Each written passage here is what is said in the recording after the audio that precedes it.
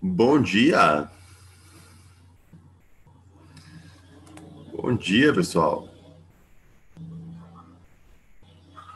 Tudo bem?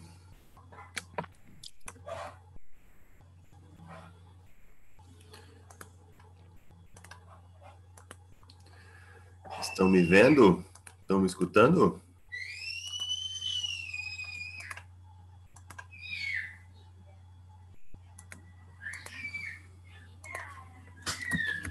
Bom dia. Alguém fala alguma coisa aí para ver se meu áudio tá bom? Tá funcionando? Estou escutando vocês? Bom dia, professor. Bom dia. Sim, estou escutando. Beleza. Maravilha. Pessoal chegando. Bom dia a todos. Bom dia. A gente está aí na nossa aula de número 11.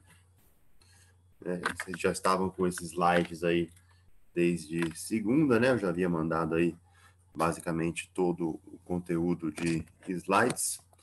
E aí a gente vai aqui já estamos quase finalizando, né? O conteúdo da prova 1. E já estamos quase na data da nossa prova, né? Ficou marcado para o dia, se eu não me engano aqui.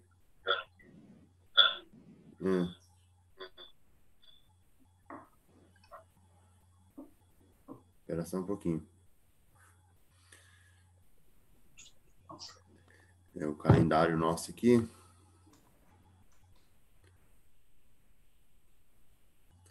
Ficou para o dia 11, não é isso? Nossa prova?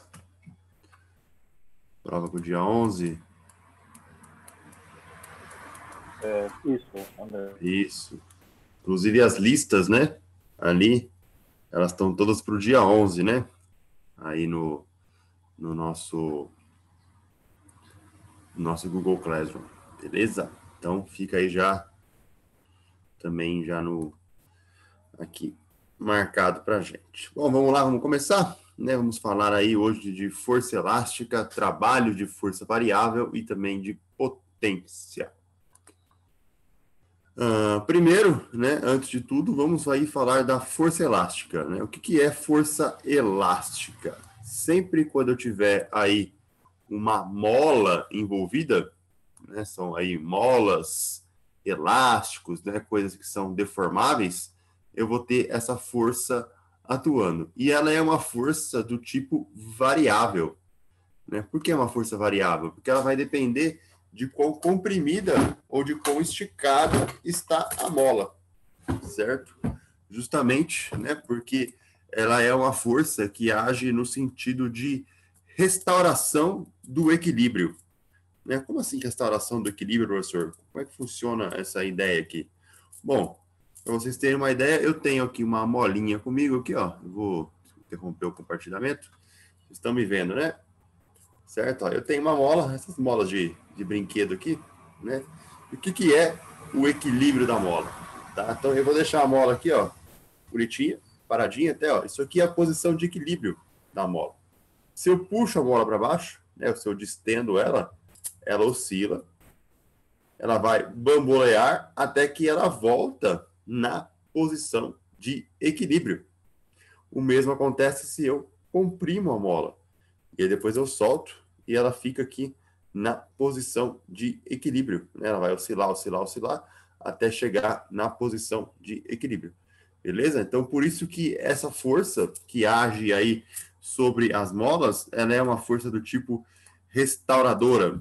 Né? Ela aí vai ficar sempre tendendo a trazer a mola para a posição de equilíbrio. Né? Então, ela atua da seguinte maneira: ela vai possuir sentido contrário à compressão ou ao esticamento da mola.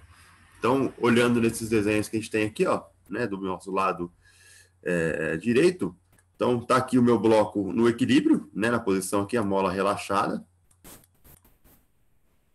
A partir do momento em que eu desloco ela, aqui, ó, né, no sentido de esticar a mola, eu tenho um deslocamento para cá, e a minha força elástica, ela vai atuar no sentido contrário, justamente, né, tentando trazer a mola para a posição de equilíbrio, que seria esse zero aqui.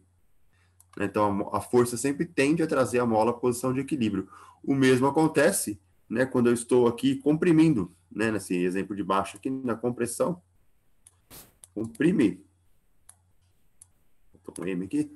Mas, ó, eu estou com deslocamento para cá, né, comprimindo a mola, e a força elástica, ela atua no sentido contrário, né, sempre tentando levar aí a mola de volta para o equilíbrio.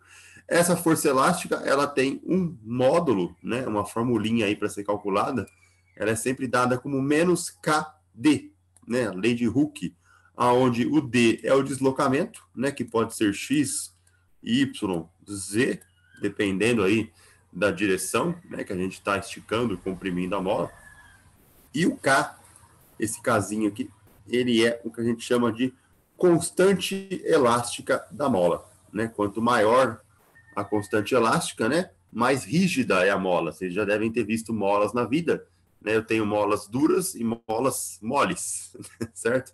Se a mola é dura, a constante elástica dela é alta. Se a mola é molenga, né, a constante elástica dela é baixa. Então, esse casinho aqui, ele acompanha, é uma constante, né, para indicar a rigidez da mola. E esse sinal de menos, aqui na frente, né, ele está fazendo aí alusão justamente a esse sentido contrário ao deslocamento, né, porque a força está sempre contrária ao deslocamento, tentando trazer a mola para o equilíbrio, certo? Um exemplo de molinhas aí que a gente sempre, para quem jogou videogame, né, é o Sonic, né, o nosso amigo porco espinho aí, Sonic the Hedgehog. Ele pula na mola, né? Geralmente quando ele pula em cima da mola, a mola se comprime, né? E depois volta aqui saltando ele, né? Para uma certa altura, para um certo platô. Então a gente tem aí sempre compressão, né? E depois a força elástica joga ele de volta para cima, né? O deslocamento dele comprime a mola e a força elástica joga de volta para cima. Tudo bem, galera? Beleza? Alguma dúvida? Tranquilo?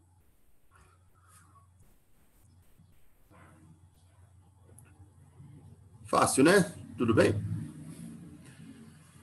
Então, essa é a nossa amiga força elástica. E como é que fica o trabalho da força elástica? Né? Então, a gente estava falando de trabalho ontem. Né? Então, como é que eu calculo o trabalho da força elástica? Considerando, então, uma mola ideal, sem massa, né? Basicamente aí, e admitindo que a força varie com o deslocamento, né? Com a compressão e extensão da mola, eu tenho que estar fazendo uma integração, né, sobre todos os deslocamentos, porque aqui agora a minha força ela não é constante. Então, na hora que eu calculo o trabalho, né, o trabalho ele é dado como força vezes deslocamento, que é o nosso produto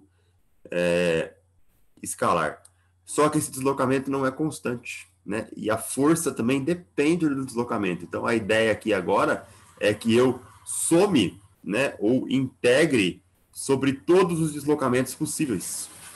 Então, eu vou fazer aqui o meu trabalho, uma somatória sobre todos os deslocamentos. Eu vou chamar de DL aqui, que é o meu diferencial de comprimento.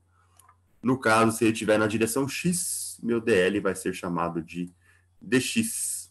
Tá? Então, a ideia é justamente que, como a força está variando, né, conforme o deslocamento ali da mola comprimida ou distendida, eu preciso somar os elementos de força em cada pedacinho do deslocamento. Comprimir um pouquinho é uma força, comprimir mais um pouquinho é outra força, comprimir um montão é outra força. Então, a cada deslocamento a minha força está variando, é por isso que eu preciso fazer essa soma, né? Lembrando aí que a integral, quando a gente aprendeu integração, ela era a soma, né, da área dos infinitos retângulos embaixo de uma curva, né? Então aqui funciona da mesma maneira. Eu vou estar somando infinitos elementos de deslocamento, só que são deslocamentos muito pequenininhos, né? Tão pequenos quanto eu queira.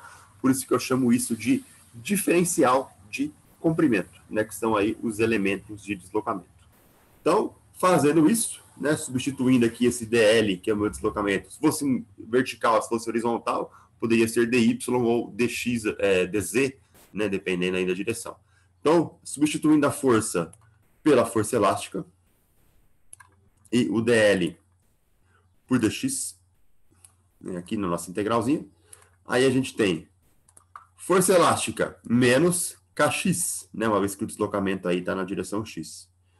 o dx é o meu próprio deslocamento. Tá?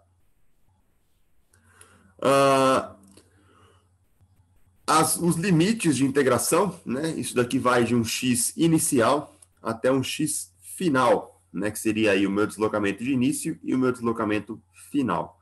Quando eu faço essa integração, né? A gente viu aí as regrinhas de integral, né? Como é que elas ficam. Sempre quando eu tenho aqui, ó, esse k é uma constante, ele vai sair para fora da integral, né? Então, isso aqui vai ficar k integral de x dx. Certo? É uma integral definida, né, com limites de integração de xi até xf. E aí eu tenho que seguir aquela regrinha, né? Lembra da regrinha? Eu aumento uma unidade no expoente e divido pela unidade aumentada, né? Então esse cara vai ficar aqui k, que era a constante que estava do lado de fora, x quadrado sobre 2. Né? Aí avaliado nos limites, né? Aqui, limite de cima e limite de baixo, que é justamente isso aqui que a gente tem, ó, né? Menos kx quadrado sobre 2, onde o x vai variar de um x final até um x inicial. Quando eu substituo os valores de x aqui, ó,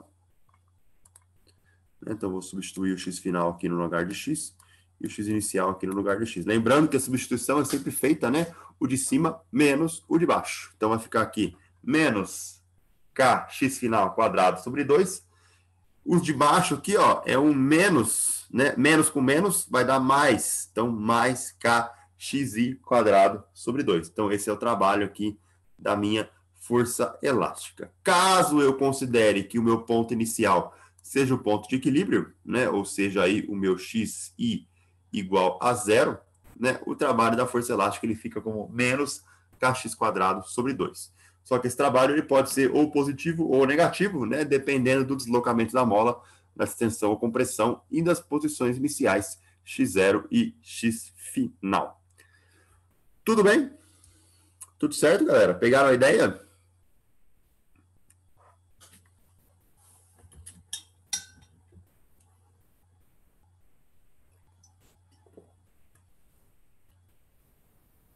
Tranquilo? Alguma dúvida na integral?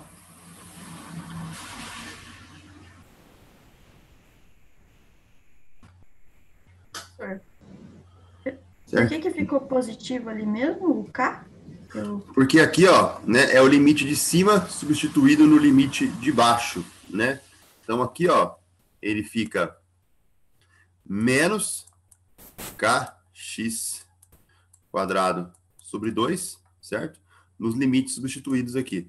Então, ó, ele fica menos, só que esse menos ele vai ficar, ó, vou pôr o menos em evidência aqui, tá? Ó, menos kx final quadrado sobre 2, menos kx inicial ao quadrado sobre 2. Né? Esse menos em evidência aqui, ó, ele deixa o primeiro termo negativo e menos com o menos do segundo termo, ele fica positivo. Né? É a substituição do limite. Né? Não que o limite seja negativo, mesmo se ele fosse negativo, quando eu vou substituir ele ao quadrado, ele ficaria positivo. Mas é na operação, né? O limite de cima menos a substituição do limite de baixo. Como eu tenho já um menos em evidência aqui, né, da própria operação, fica menos com menos mais. Aí o segundo termo fica positivo. Ah, tá, entendi. Obrigada. Beleza? Tudo bem? Beleza. Maravilha, galera? Tudo certo? Ok. Seguindo aqui, então, né, vamos fazer um exemplo, né, aí do trabalho da força elástica. Então, imagine que eu tenho aqui, ó, né, depois de deslizar em uma superfície horizontal sem atrito, né, com velocidade v 0,5 metros por segundo, um pote de cominho, né, para não dizer um bloco aí, né, vamos dizer aí um pote de cominho, de massa 0,40 kg, né, colide com uma mola de constante elástica 750 newtons por metro e começa a comprimi-la. No instante que o pote para momentaneamente, por causa da força exercida pela mola, de que distância d a mola foi comprimida. Então, basicamente, a gente está com esse problema aqui, ó. Vou compartilhar aqui, ó. Então, imagina que aqui está a minha mola, certo? Aqui na minha mão aqui. E esse aqui é o meu pote de cominho, né? Então, a minha mola está aqui, ó, bonitinha, relaxada. o pote de cominho vem deslizando, né? Aí ele bate na mola e comprime ela. Só que a mola ela vai exercer uma força contrária, né, ao pote de cominho e vai parar ele, né? Eu quero saber qual que é a distância que a mola foi comprimida, né, do ponto que ela estava de equilíbrio até o ponto de parada do bloco. É exatamente essa a ideia do problema. Voltando aqui então, né? Então, como é que eu resolvo esse tipo de exercício? São três conceitos aí que a gente tem que estar levando em consideração. Primeiro, o trabalho realizado pela força elástica está relacionado com a distância de percorrida, ok? O trabalho realizado também está relacionado com a energia cinética, né? Onde aí o nosso trabalho é a variação de energia cinética, né? Foi o que a gente viu ontem aqui. E aqui o nosso trabalho, né? Ele é menos kd quadrado sobre 2.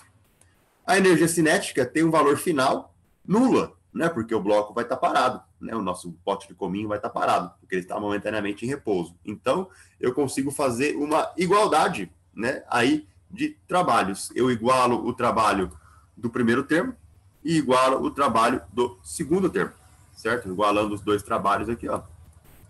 Então, trabalho, variação de energia cinética e igualando o trabalho menos kd quadrado sobre 2. Então, a variação de energia cinética é igual a menos kd quadrado sobre 2, onde d é a distância, né? Aqui que o bloco percorreu.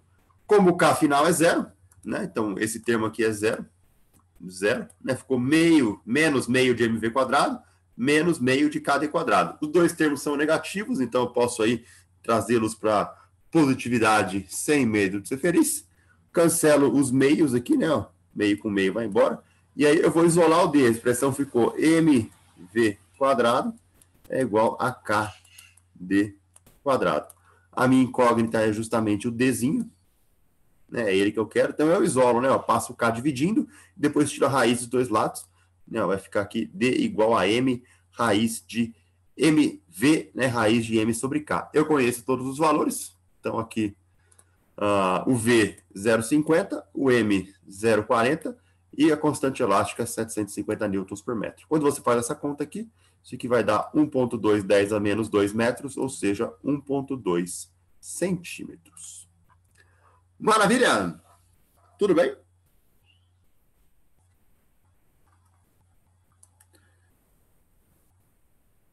Beleza, jovens? Tudo certo?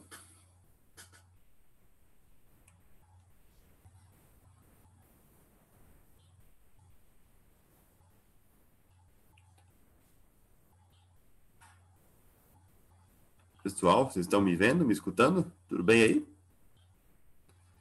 O Rodrigo estava falhando aqui, o André, mas tá ok aqui. Tá? Ok.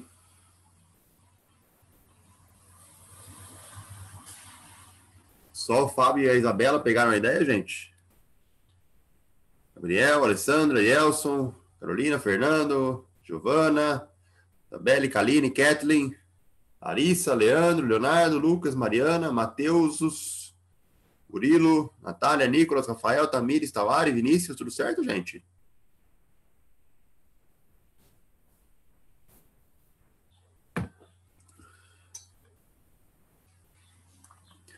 Beleza, então. Continuando, então, aqui. Então, a ideia de eu estar calculando o trabalho de uma força variável, né, é justamente essa que eu acabei de comentar agora aqui, da integração, né? Porque se uma força é constante, né, o trabalho ele pode ser calculado como a área embaixo da curva, como sendo uma força vezes o deslocamento. Então, olha só. Aqui, ó, se eu tenho uma força constante e essa força produz um deslocamento aqui, ó, ΔX, né? Se eu calculo essa área aqui, que é força, né, altura do retângulo, força, e base do retângulo ΔX, força vezes deslocamento, me dá o trabalho, né? Então, a área é equivalente ao trabalho, né? Numericamente igual ao trabalho. Só que se minha força for variável, né, para eu calcular uma área embaixo de uma curva, né, a gente tem que fazer aquela ideia da soma de infinitos retângulos, né? Porque a princípio eu não consigo adaptar uma figura geométrica, né, ali, dependendo se a variação da força for aí alguma coisa que a princípio eu não conheço. Então, eu tenho que estar somando, né, todas as áreas de todos os retângulos aqui, e aí o meu trabalho, ele fica sendo como a integral de f de x dx, né, desde o intervalo inicial, x inicial, até o intervalo final, x final, né? Então, está aqui o meu x inicial e está aqui o meu x final, né? E aí a área embaixo da curva fica sendo igual ao trabalho, né? Essa é a ideia de eu estar calculando o trabalho de força variável via integração, né? Isso aqui a gente já viu aí na parte de cinemática, como calculava o deslocamento, né? Então, serve aqui o mesmo princípio na hora de calcular o trabalho. Sempre que eu quiser calcular o trabalho de uma força variável, se eu conhecer o intervalo de deslocamento, né, x inicial e x final, conheço a expressão da força, basta eu estar integrando aí essa força ao longo desse deslocamento. Então, é justamente o que a gente fez lá no caso da força elástica. E eu posso ter também, né, uma análise tridimensional, né, que é a análise mais geral aí do nosso trabalho. Então, imagina que eu tenho a ação de uma partícula, né, agindo aí uma força 3D, que vai ser uma componente Fx e chapéu, Fyj chapéu, Fz K chapéu, certo? Suponha que a partícula sofra um deslocamento, né, no espaço aí, dado por dx e chapéu, dy j chapéu e dz k chapéu, certo? O trabalho realizado vai depender do deslocamento nas 3 coordenadas e também da força aplicada nas 3 coordenadas espaciais, né? Então, aqui, ó, quando eu calculo o trabalho, que é o produto escalar da força vezes o deslocamento, né? Quando a gente abre aquele produto escalar, se eu fizer aqui a abertura de todos os termos, né? Ó, vou tentar escrever aqui no cantinho, ó. O trabalho, ele vai ficar a força, que é um Fx e chapéu, mais Fy J chapéu, mais Fz K chapéu, que multiplica escalarmente, né, aí o meu deslocamento. Dx e chapéu, mais dy J chapéu, mais dz K chapéu. Ok? E aí o que vai acontecer? Quando você faz aquela relação das variáveis aqui, né, dos nossos cruzamentos aqui, né, das propriedades distributivas, igual a gente fez no exemplo da aula de ontem, os termos que são cruzados, eles se anulam, né, porque I com J, K com J, J com K, todos eles aí no produto escalar dão zero. E aí os únicos termos que me sobram, né, são os termos aí aonde os itens diversores são iguais, né, I com I, J com J, K com K. Então, dessa distributiva, onde eu vou ter 9 termos, né, se eu abrir todas as multiplicações distributivas, eu tenho 9 termos, 6 desses termos são nulos, né, justamente aí por causa do produto escalar. Os outros 3 termos, eles vão estar relacionados cada um com a sua posição. Isso aqui fica Fx dx, Fy dy e Fz dz, né? Só sobram aí os termos correspondentes de força com deslocamento. Esse é o nosso trabalho, né, para uma força 3D e um deslocamento 3D. Se eu considerar agora as forças como sendo variáveis, né, basta eu estar integrando cada uma delas, respeitando a sua coordenada, né? Então, eu integro no x, Fx dx, eu integro no y, Fy dy, e eu integro no z, Fz dz, né? Sem medo aí da generalização. Tá? Cada uma aí respeitando as suas coordenadas. Tudo bem, galera? Tranquilo? Dúvidas?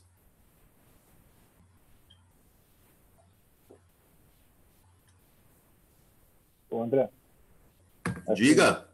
supondo que haja uma deformação na mola, qual que é a influência na força? Eu não entendi o que você falou. Seu áudio está travando e está bem O meu tá ruim chiado. aqui também. Não estou conseguindo. Se porventura há uma deformação da mola, há uma influência na força, no resultado final? Sim, claro. Com certeza, porque a força depende do deslocamento, né? Não, eu quero saber que tipo de influência aqui. Vai depender do deslocamento, né? Se o deslocamento é grande, eu vou ter uma força maior. Se o deslocamento é pequeno, a força é menor, né? A força é proporcional ao deslocamento, né? Vai aí menos Kx, certo? Então, o K é a constante de proporcionalidade, né? Então, se o deslocamento é grande, a força é grande. Se o deslocamento é pequeno, a força é pequena. Essa é a ideia. Apenas intensidade. O trabalho, por ser uma força conservativa, não teria influência nenhuma. Não, o trabalho, né, ele vai depender do deslocamento, né? Então, a gente calculou o trabalho já. O trabalho da força elástica é menos kx² sobre 2. Né? Então, aqui o deslocamento influencia ao quadrado. Então, já não é mais uma proporcionalidade linear. É uma proporcionalidade quadrática. Então, mas funciona da mesma maneira. Se o meu deslocamento é grande, o trabalho é grande. Se o deslocamento é pequeno, o trabalho é pequeno. A não ser que esse deslocamento seja aí decimal, né? Porque aí o número decimal ao quadrado, ele fica menor ainda, né? Mas se ele for aí acima de metros, né? Aí contando aí ordens de grandeza acima de 1, aí a gente tem aí essa proporcionalidade respeitada, certo? Só uma outra dúvida, André. Então, o trabalho na força elástica, ela não é uma força conservativa, é uma inversão existente. É uma força conservativa, sim. O trabalho da força elástica é força conservativa. Ele não depende do caminho, né? A gente vai ver isso na aula que vem, né? Trabalho de força conservativa é o nosso próximo assunto. Mas a força elástica é uma força conservativa, sim. Porque ela é uma força do tipo restauradora, né? Ela tende a trazer para o equilíbrio. Então, você deforma, ela volta. Você comprime, ela volta. Ela é uma força conservativa. Toda força que tende a trazer um equilíbrio, né? Aí ela é uma força que não dissipa energia, né? Se você calcular a energia potencial, que é o que a gente vai fazer na aula que vem, né? A energia potencial da força elástica, ela existe, né? E ocorre uma situação onde o nosso ΔU, né, é menos o trabalho, que a variação de energia potencial é menos o trabalho, né? Só que aqui a gente geralmente define uma configuração de referência, né, da energia potencial para a posição de equilíbrio, né? Aí o meu trabalho fica sendo aí o módulo da energia potencial. Beleza? A Isabela falou aqui, a Kathleen pediu para eu explicar de novo aquela parte. Qual parte? Aquela parte.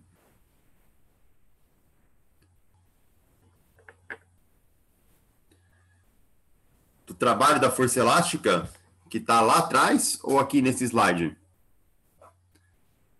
Você está com o áudio aberto aí, Kathleen? Abre o seu áudio e fala.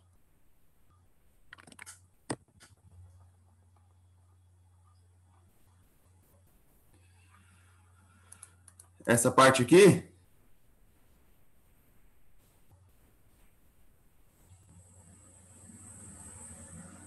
Esse slide? O que você não entendeu aqui? Qual foi a dúvida?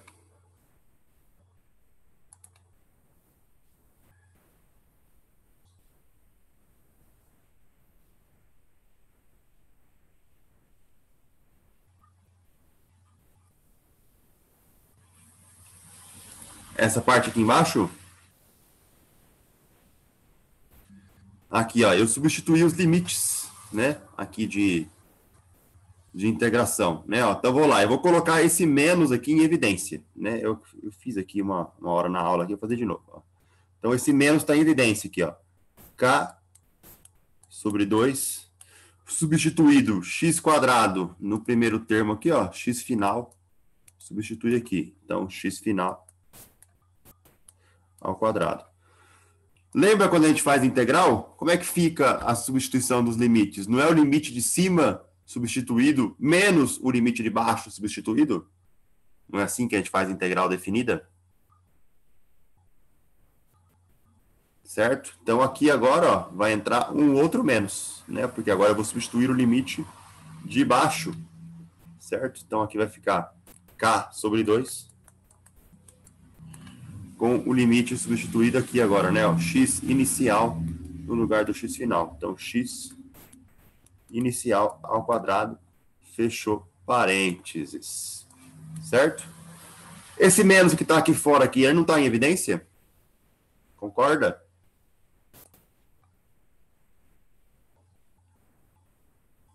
Se ele está em evidência, né, ele deixa o primeiro termo negativo, que é o que está aqui. No segundo termo, eu tenho um outro menos aqui. Menos com menos não dá o quê para gente?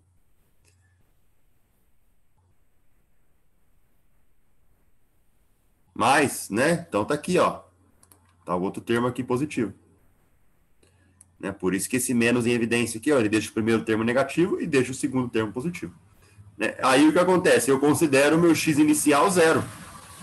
Ou seja, esse termo todo aqui vai para zero porque eu estou impondo essa condição. E aí o trabalho fica só menos kx quadrado sobre 2. Beleza? Entendeu? O pessoal está preocupado aí, porque no ensino médio e no cursinho, né, a gente aprende que a energia potencial elástica, ela é mais kx quadrado sobre 2, né? E aqui na nossa aula deu menos. Meu Deus, professor, fiz errado a minha vida inteira, minha vida foi uma fraude, né, até agora, né? Não, gente, calma, não é verdade? Aqui, ó, são dois conceitos diferentes. Trabalho e energia potencial, né? Embora os dois tenham aí unidades de energia, ambos sejam medidos em joules, são dois conceitos diferentes. Trabalho e energia potencial são duas coisas diferentes, tá? A gente vai ver isso na aula que vem, terça-feira, tá? Então não fiquem aí preocupados. A energia potencial elástica é mais kx quadrado sobre 2, só que o trabalho é menos kx quadrado sobre 2, tá? Não se preocupem com isso aí. Beleza? Tudo bem? Voltando aqui. Né? Ficou alguma dúvida nesse slide que estava aqui, ó? Que eu estava fazendo as continhas 3D? Tudo certo? Tudo tranquilo até aqui?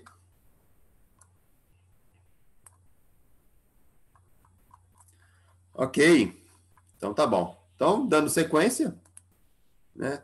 Esse slide eu vou pular aqui, porque ele é apenas demonstração do teorema da energia cinética, né? Isso aqui, como eu montei essa aula para o curso de matemática, ele estava com demonstração de teorema, que vocês não precisam, né? Apenas para mostrar que o trabalho vai dar a variação de energia cinética. Só que aqui é uma demonstração envolvendo o cálculo aí, regra da cadeia para derivadas, coisas que vocês nem viram ainda, né? Então, vou pular esse slide aqui, né? Ele não precisa aí estar fazendo parte do anúncio de vocês. Vamos lá, então, fazer um exercício agora, né? Então, exercício de exemplo aqui, ó. Deixa eu diminuir o chat aqui. Então, eu tenho aqui agora, ó, um bloco de 8 quilos, desliza em um piso sem atrito sobre a ação de uma força, de um ponto xi 0 até um ponto x final 6,5, né? Então tá aqui o gráfico da força, ó. Eixo vertical, força,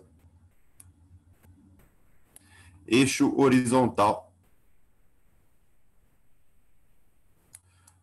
posição, ok? E aí, ó, meu instante inicial 0 e o meu instante final 6,5, né? Instante não, né? Aí posição, né? E aqui tá o 0. Aí ele fala, né, o seguinte, eu tenho alguns pontos característicos aqui, ó. Entre os pontos x igual a 0 e x igual a 1 metro, né, que seria esse ponto aqui, ó, 1 metro, a força é positiva, ela aponta no sentido positivo do eixo x e aumenta de módulo de 0 para 40, né? Então aqui, ó, tá aqui nosso 40 newtons. Entre x igual a 4 e x igual a 5, a força é negativa. Seria esse pedacinho aqui, ó.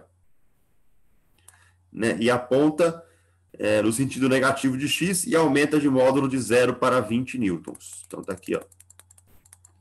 O 20 negativo. Note que o último valor mostrado no gráfico é menos 20. Ok.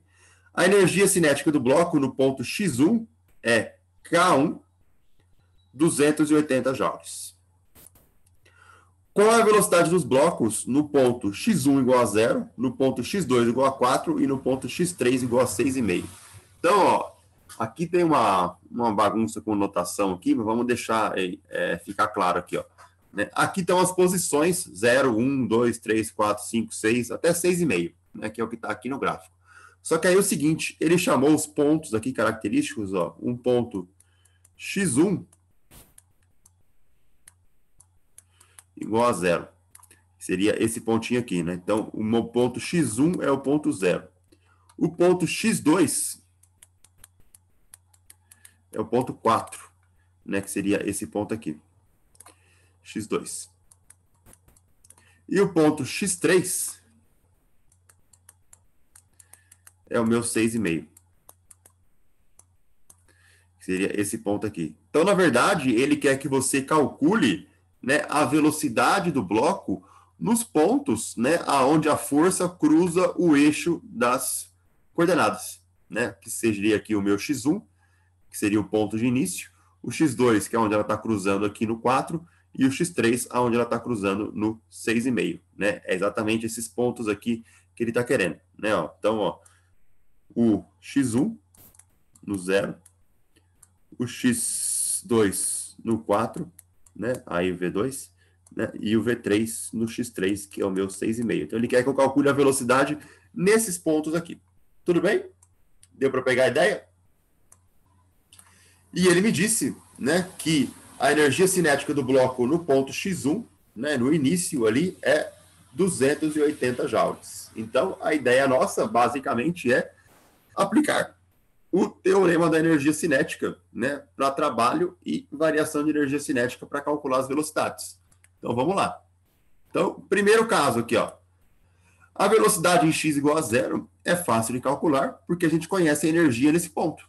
Né? Então, K1, né, que é a energia aí no x igual a 0, meio de mv1 quadrado. Se a energia vale 280 joules, a massa vale 8 quilogramas, né, eu consigo aí explicitar a velocidade, né, ó, passando 2 multiplicando e 8 dividindo, o meu V1 ele vai ficar igual a raiz quadrada de 2 vezes 280 dividido por 8, né, que é justamente aqui eu isolando essa variável.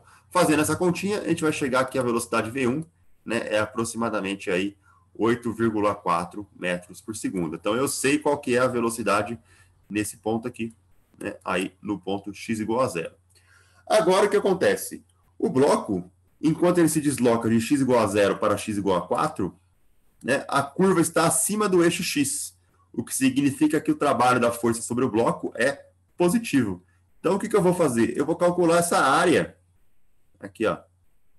Certo? Essa área, ela vai ser numericamente igual ou equivalente ao meu trabalho.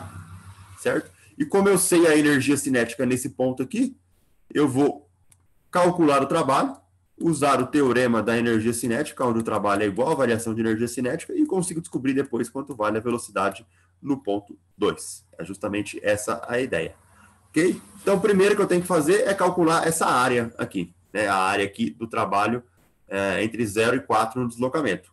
Bom, essa aqui é uma área de trapézio, né? Se você quiser calcular a área de trapézio direto, base maior mais base menor vezes a altura dividido por 2. Aplica essa fórmula aí que tá ok. Ou você pode dividir em partes, né? Ó, tenho aqui um triângulo, tenho outro triângulo e tenho um retângulo, né? Então, aqui ficaria área 1, área 2, área 3, né? E aí é só somar as áreas, né? Então, área 1 é a área do triângulo, né? Base vezes a altura dividido por 2. Então, altura 40, base é 1, dividido por 2. Então, está aqui a minha área 1. Área 2, que é a área do retângulo, né? Então, eu tenho 1 e 3. Então, a base dele é 2, né? 3 menos 1, 2. Altura valendo 40. Né? Então, aqui é a minha área 2. E a área 3 é outro triângulo igual à área 1, né? De base 1. Altura 40, né? E meio aqui na frente, que é da área do triângulo. Então, meio de 40 vezes 1. Fazendo toda essa conta, eu vou encontrar aí que o meu trabalho é de 120 joules. Tudo bem por enquanto, gente? Tranquilo? Todo mundo acompanhando? Tudo certo?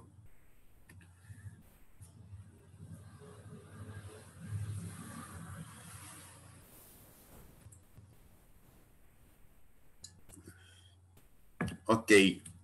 Beleza. Então, eu tenho o trabalho. tenho a energia cinética no ponto K1, né? No ponto 1, que é o ponto 0. Então, basta eu fazer a análise aqui agora, né? Ó. Então, isso significa que entre x igual a 0 e x igual a 4, a força realiza um trabalho de 120 joules sobre o bloco, que aumenta a energia cinética e a velocidade do bloco. De acordo com o teorema, a gente pode encontrar a energia cinética, né, no bloco aí quando ele chega no 4 segundos. Então, o meu trabalho, ele vai ser K2 menos K1, né, onde o K1 aqui é a energia cinética nesse ponto, e o K2 é a energia cinética nesse ponto aqui. Né, o K1 eu conheço já, né, que foi dado lá no início, 280 joules. O trabalho eu acabei de calcular, né, então posso explicitar aqui K2 é igual a K1 mais trabalho. Então, K1 está aqui, ó, 280. O trabalho está aqui calculado, 120, né, no slide anterior. Ou seja, o meu K2 vale 400 joules. Se eu tenho a energia cinética, agora eu consigo descobrir quanto vale a velocidade. Né? Então, K2 meio de mv2 quadrado. Então, o meu V2, ele fica raiz de... Passo 2 multiplicando, passo 8 dividindo, tira a raiz quadrada. Então, fica 2 vezes 400 dividido por 8. Isso aqui vai dar raiz de 100, que é 10. Então, o nosso V2 aqui é 10 metros por segundo. Né? Então, achamos aí a velocidade no ponto 2. Beleza? Certo? Essa é a maior velocidade atingida pelo bloco, já que entre x igual a 4 e x igual a 6,5, né? Que é o outro pedacinho aqui do nosso trabalho. Né? A força é negativa, portanto, ela vai se opor ao movimento do bloco. Né, realizando um trabalho negativo sobre ele, com isso reduzindo a energia cinética. Então, perceba aqui, ó, que esse trabalho, ele era positivo, porque a minha força é positiva. Já o trabalho aqui de baixo, ele vai ser negativo. A força está no sentido oposto ao deslocamento. Ela vai estar tirando energia do bloco. E aí, a ideia agora é calcular quanto vale a velocidade, né, nesse ponto 3 aqui. Então, eu vou usar de novo o teorema da energia cinética, né?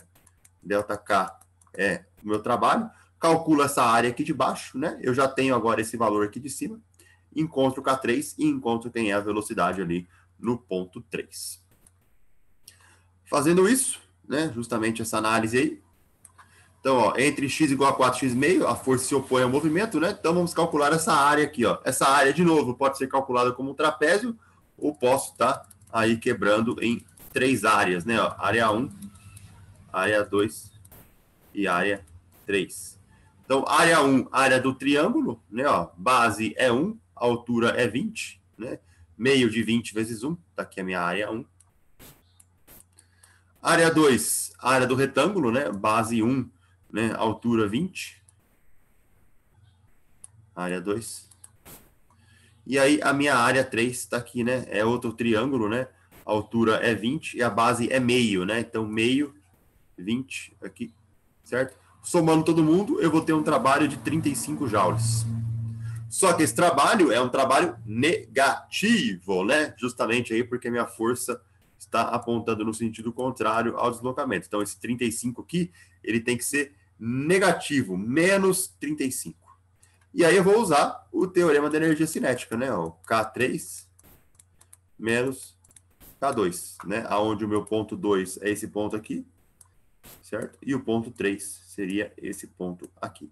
Certo? Então, a energia cinética nesse ponto eu conheço, foi calculado lá atrás, e agora eu vou calcular quem que é esse cara aqui. Então, ó, o trabalho já tenho, né? Menos 35, tá aqui.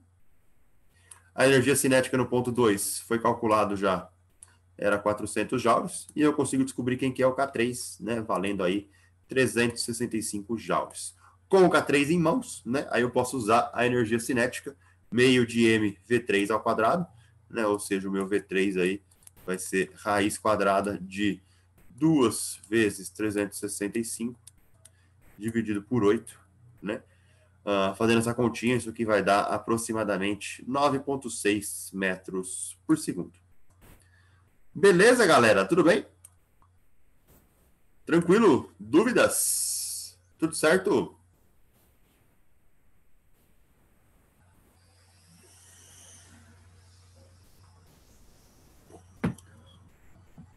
Tudo tranquilo? Maravilha! Maravilha! Vamos falar de... Né, antes disso tudo, né? Vamos fazer um exemplo. Agora aqui, outro exercício aqui, né? Para a gente fazer aí de integração. Então, imagina que eu tenho uma força que está dada aqui, ó, como 3x quadrado e chapéu mais 4j newton. Ou seja, é uma força variável, não é? Com x em metros, que haja uma partícula mudando a energia cinética dela. Qual o trabalho realizado sobre a partícula se ela se desloca das coordenadas 2, 3 para as coordenadas 3, 0? A velocidade diminui, aumenta, permanece a mesma? Então, a ideia é o seguinte. Eu estou aqui, ó, no plano, né, x, y, e a minha posição inicial é 2, 3, ó. Então, 1, 2, 3, 1, 2, 3. Então, 2, 3 é 2 aqui no x e 3 no y. Então, ó, essa é a minha coordenada inicial aqui, ó, 2 e 3. E ela se desloca para a posição 3, 0, né? Ou seja, aqui está o 3, aqui está o 0, que é a origem, né? Ela vai para esse ponto aqui. Então, a força que está atuando nessa partícula, né, faz com que o deslocamento dela seja esse aqui, ó. Eu vou dos pontos da coordenada 2, 3 para os pontos na coordenada 3, 0. E aí ele quer saber qual que é o trabalho que agiu sobre essa partícula, sendo que a força que provocou esse deslocamento é dada por 3x quadrado mais 4. Então, o que eu preciso fazer? Eu vou usar aquela expressão aqui atrás, aqui, ó, que nós vimos, né? Ó. Opa. Que é a integração dos elementos de força para cada coordenada. Então, a força com a coordenada x, eu faço a integração ao longo do caminho em x, e a força com a coordenada y, eu faço a integração ao longo do caminho em y. Então, eu vou usar essa ideia aqui na hora de resolver o exercício. Então, ó, vai ficar a força em x, 3x quadrado, tá aqui, ó, dx. Em x, ela foi de 2 para 3, então tá aqui, ó, o limite de integração de 2 para 3. E na parte em y, né, ó, a força em y é constante, 4, então 4 dy. E ela vai de 3 para 0, né, no y aqui, ó, vai de 3 para 0, então de 3 para 0. E aí eu faço a integral, né, aí a nossa integração simples aí, sem maiores problemas. Então, quando eu faço aqui essa parte da integral, ó, o 3 é constante, ele sai para fora, né, então fica só uma integral aqui de 3x quadrado dx de 2 a 3. Aqui o 4 é constante, sai para fora. Ele vai ficar aqui, ó. Opa, pegar outra cor. Ele fica aqui 4 de 0 a 3 dy. Fazendo agora a integração, né? Aquela regrinha sempre, não muda a regra, né, galera? Que a gente viu aí, tinha visto aí nas aulas passadas. A regra continua, aumenta a unidade no expoente, divide pela unidade aumentada, tá certo? E aí, então, na primeira, vai ficar x quadrado. Quando eu integro x quadrado, dá x ao cubo sobre 3. Né? Então, tá aqui o nosso x ao cubo sobre 3. Eu já tinha um 3 multiplicando na frente, né? Ele pode cancelar com esse 3 aqui, que veio da integração. E eu vou substituir isso nos limites de 3 a 2. Tá? Então, esse é o primeiro termo aqui. E no segundo termo, dy, né? Vai me dar apenas y. Quando eu integro apenas o dy, ele me fornece apenas y. Esse 4 já existia antes, né? Que era da constante que estava lá de fora. E eu vou substituir isso nos limites de 0 a 3. Né? Lembrando que a substituição é sempre feita no limite de cima, menos o limite de baixo. Então, o que sobrou do lado esquerdo aqui, né? Sobrou só x ao cubo substituído por 3 e depois substituído por 2, né? Fica 3 ao cubo menos 2 ao cubo. Né? Essa é a parte aí de x. E a parte de y, eu tinha um 4 para fora aqui, né? em evidência. Vou substituir o 0. E vou substituir o 3. Então, ficou 4 vezes 0, menos 3, né? Lembrando aí que é o de cima menos o de baixo. Fazendo essa conta, isso aqui vai dar 3 ao cubo, 27, menos 2 ao cubo, que é 8, né? Mais 4 vezes 0 dá 0, né? Menos 12 aqui. Toda essa conta vai dar para a gente 7 joules. Ok? Então, o trabalho deu 7 joules, ou seja, é um trabalho positivo. Significa que a força transfere energia para a partícula, consequentemente aumenta a velocidade dela, né, ao longo aí do deslocamento. Beleza, galera? Deu para pegar a ideia? Ficou alguma dúvida na integração, nos procedimentos aí? Tudo certo? Como é que tá aí? Não fiquem com dúvidas, hein, gente? Por favor, me perguntem. Parem a qualquer momento aí e pergunte aí o que está acontecendo se não pegou a ideia da jogada.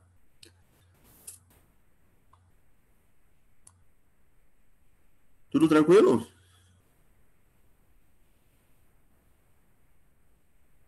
Cancelei o 3 porque tinha um 3 na frente multiplicando já, né? Ó. Quando você integra x ao quadrado, ele não dá x ao cubo sobre 3.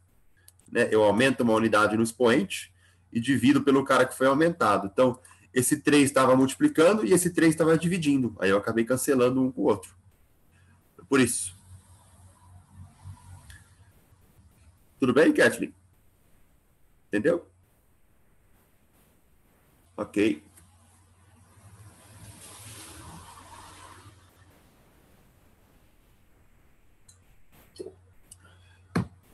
Maravilha, então, gente. Beleza. Vamos falar de potência agora, né? Estamos chegando aí já no finalzinho da nossa aula. Vamos falar de potências. Então, a potência diz para a gente qual é a taxa de variação com o tempo do trabalho realizado pela força. Né? Então, energia por tempo recebe o nome de potência. Então, eu tenho aqui a definição de potência média, que é o trabalho realizado por um intervalo de tempo, né, um ΔT, e eu posso ter também uma potência instantânea, né, no qual o trabalho pode ser dado aí por um diferencial de derivada, né, e aí a minha potência fica a derivada do trabalho em relação ao tempo. Então, potência, energia por tempo, sempre dada aí nessa definição. Unidades de potência no sistema internacional é o watt, né? Aí o pessoal geralmente usa o watt, né? Mas o correto aí é dizer watt, certo? Que é joules por segundo, né? Energia por tempo. Ou pode ser dado aí como 0,378 pés vezes libras por segundo, né? Puta que pariu, né? Então, essa é uma das unidades aí. Também é conhecido como cavalo potência, né? O horsepower, né? Ou HP, que são aí 550 pés vezes libras por segundo ou 746 watts. Então, aqui eu tenho o horsepower, né, que é justamente aí o cavalo, né? A medida aí de cavalo. Que você vai assim, vou comprar um carro, uma Ferrari, tem 490 cavalos de potência, né? Então, é justamente essa a ideia aqui que aquele motor possui. E uma curiosidade também, né? Ó, quando o pessoal fala quilowatt-hora, né? Esse quilowatt-hora não é unidade de potência. É unidade de energia. Né? Por quê? Quilowatt-hora, não é quilowatt por hora, é quilowatt-hora, é uma multiplicação. Né? Então, quando você abre o termo aqui, ó, quilowatt vezes hora, né? Então, quilowatt é 10 a terceira watts, e uma hora são 3.600 segundos. Quando você abre aqui, ó, watts, né, que é joules por segundo, vezes o segundo aqui do 360, né? Segundo se cancela com segundo e sobra para a gente apenas os joules, né? Então, 1 kWh é a unidade de energia, 3,6 megajoules. É o tanto que você gasta aí num pontinho da sua conta de luz, né? Você gasta energia para caralho aí na casa. Então, esse é 1 kWh. Beleza, galera? Tudo bem? Certo? Tranquilo?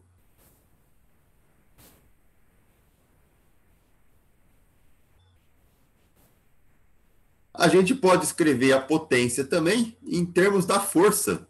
Né? Então, se eu pego aqui a nossa derivada, né, do trabalho. Então, está aqui a potência é igual a derivada do trabalho no tempo.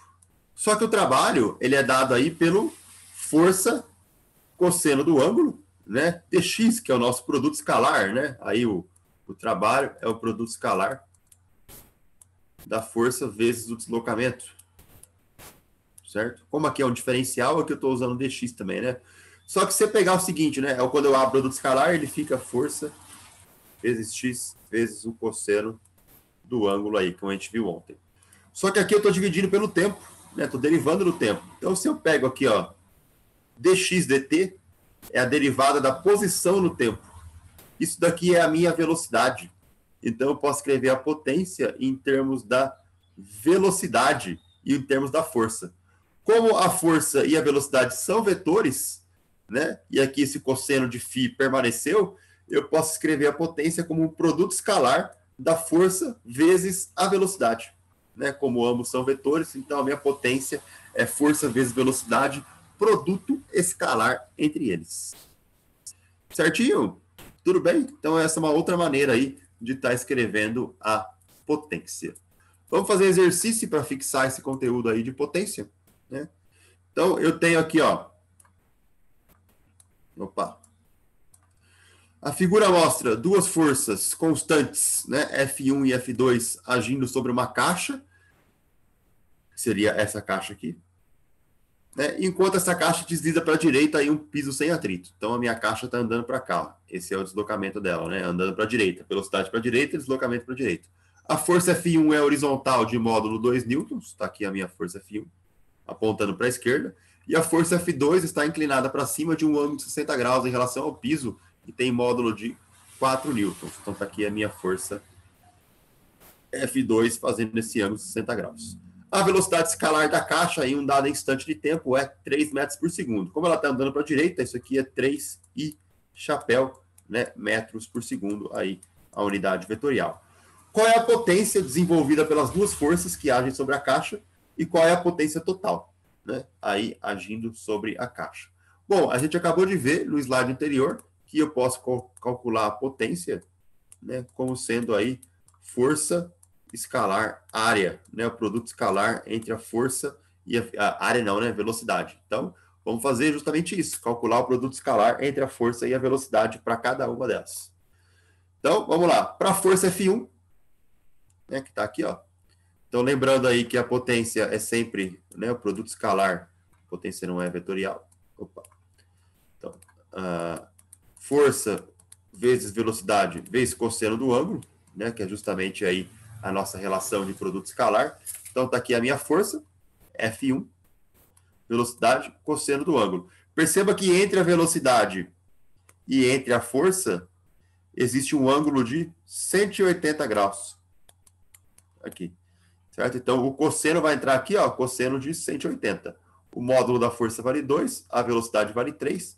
Então, quando eu faço essa continha aqui, ó, menos 6 watts. Né? Cosseno de 180 é menos 1 aqui. Então, menos 1 vezes 3 vezes 2, menos 6. Então, a minha força F1 tem uma potência de menos 6. Para a força F2, né, que é essa força que está aqui em cima.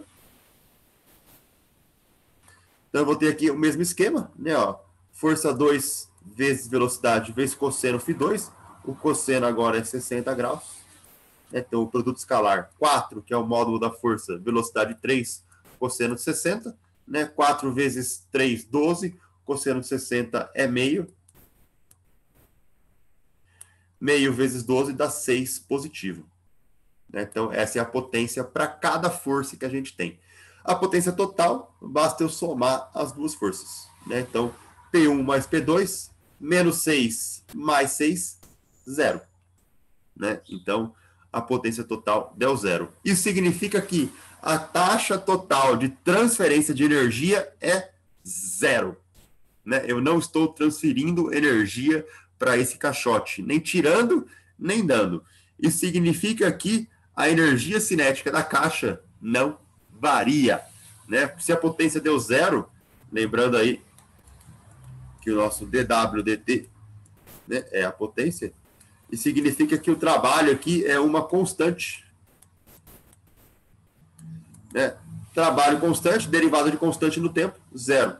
Né? Então, significa que eu não estou transferindo energia nesse instante de tempo, a velocidade da caixa é constante. Né? Ela continua a se mover aí com 3 metros por segundo, meu Vzinho sendo constante. Movimento uniforme.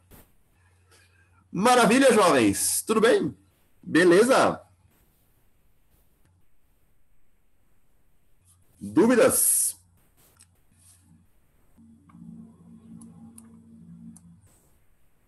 Tudo certo?